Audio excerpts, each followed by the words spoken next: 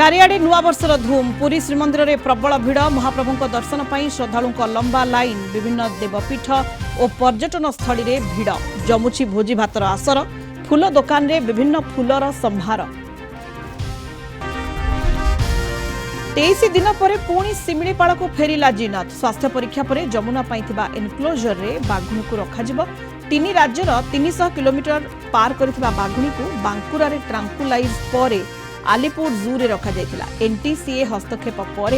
फेराई आनिले शिमिलीपाल कर्तृपक्ष।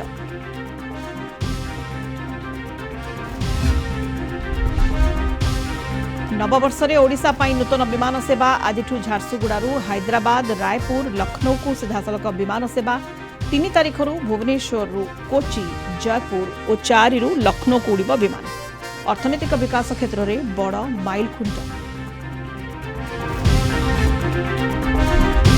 एवं आहुरी थराइब जाड़ 3 ରୁ 5 डिग्री सेल्सियस जाए खसिब तापमात्रा नूआवर्षर प्रथम सप्ताह में जारी रहिब शीत शिमिलीपालर चहलारे 5 डिग्री सेल्सियस को खसिला पारद।